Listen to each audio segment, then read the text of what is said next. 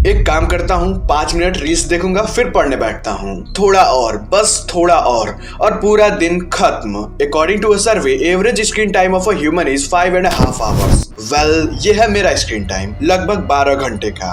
As a sensi मैं तुम्हें एक बात बताता हूँ, ये app, mark my words, Instagram इतने लोगों को बर्बाद करेगा जितने आज तक ड्रग एडिक्ट बन के भी नहीं हुए हैं। This man have a enormous power to control the world. Sorry, Gen Z.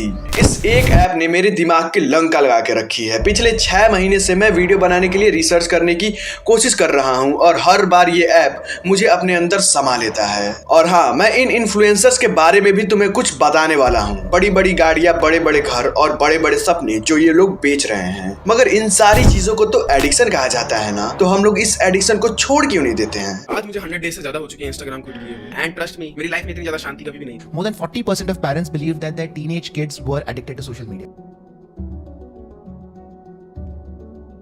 एक ड्रग एडिक्ट और एक इंस्टा एडिक्ट में क्या फर्क है? कुछ भी नहीं। एक ड्रग एडिक्ट अपने लोनलीनेस को दूर करने के लिए ड्रग्स लेता है, जिससे उसको डोपामिन हिट मिलता है और मजा आता है। और फिर जब वो रियलिटी में आता है तब उसे ड्रग की तलब मचती है, जिसकी वजह से वो फिर अपनी वर्चुअल दुनिया में चला जाता है और ये साइकिल गोल गोल घूमते ही रहता है। और यही चीज आज इंस्टाग्राम भी कर रहा है जेनजीज के साथ। मेरा ही एग्जांपल ले लो, पिछले एक हफ्ते का एवरेज स्क्रीन टाइम मेरा 11 घंटे रहा है, जिसकी वजह से एक जेनजी का अटेंशन स्पैम इतना ज्यादा कम हो गया है कि शायद वो ये वीडियो कंप्लीट देख भी नहीं पाएगा, क्योंकि इंस्टा उसे हर 30 सेकंड में डोपामिन हिट दे रहा है, जो उसे अंदर से बर्बाद कर रहा है। मगर ये डोपामिन क्या होता है? याद करो आखिरी बार जब तुम किसी चीज में बहुत अच्छा परफॉर्म किए थे, तो जो जीतने की फीलिंग तुम्हारे अंदर से आ रही थी उसे ही डोपामिन कहते हैं। बेसिकली जब भी तुम्हें अच्छा और कॉन्फिडेंट महसूस होता है तो समझ लेना तुम्हारा दिमाग डोपामिन रिलीज कर रहा है। और इसी चीज को इंस्टा ने हाईजैक कर लिया है। समझाता हूँ कैसे।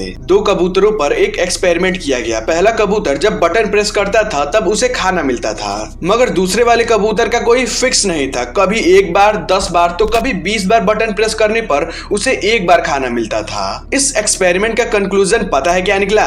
पहला कबूतर तो नॉर्मली जब उसे भूख लगती थी तब वो बटन प्रेस करता था, खाना आता था और खाना खाने के बाद वो अपने नॉर्मल रूटीन में चला जाता था। मगर दूसरे वाले केस में कुछ ट्विस्ट था। दूसरा वाला कबूतर उस बटन से एडिक्ट हो गया था। उसे जब भूख नहीं भी होती थी तब भी वो बटन को लगातार प्रेस करता ही रहता था, क्योंकि वहां पर आ गया था अनप्रिडिक्टेबल रिवॉर्ड। और यही चीज तो इंस्टा भी हमारे साथ कर रहा है, बट थोड़ा अलग तरीके से। जब हम लोग रील्स स्क्रॉल करते हैं तो अगले स्क्रॉल पे कौन सा रील आएगा ये अनप्रिडिक्टेबल होता है। कभी वो रील हमें बिल्कुल भी पसंद नहीं आता है और कभी कभी वो रील हमें बहुत ज्यादा पसंद आता है, जिसकी वजह से हमें एक डोपामिन हिट मिलता है, जिसकी वजह से हम लोग एक एंडलेस स्क्रॉलिंग लूप में फंस जाते हैं। और जब हम लोग एग्जॉस्ट होके इंस्टाग्राम को बंद करते हैं तब हमें रिग्रेट और लोनलीनेस का सामना करना पड़ता है। ये सब चीज चल ही रहा होता है तभी एक नोटिफिकेशन आता है, समवन लाइक्ड योर फोटो। यहाँ से तुम अपनी रियलिटी को स्केप करके अपनी वर्चुअल दुनिया में जाने के लिए फिर से तैयार हो। पोस्ट से स्टोरी और स्टोरी से रील, तुम कब पहुंच जाओगे तुम्हें पता भी नहीं चलेगा। ये सारी चीजें एक जेनजी को मेंटली बर्बाद कर रही हैं। रियल वर्ल्ड से कट करके उसे एक वर्चुअल दुनिया में ले जा रही है जिसका कोई अस्तित्व है ही नहीं। मैंने इस एडिक्शन से बचने के लिए यूट्यूब पे बहुत सारी वीडियोस देखी,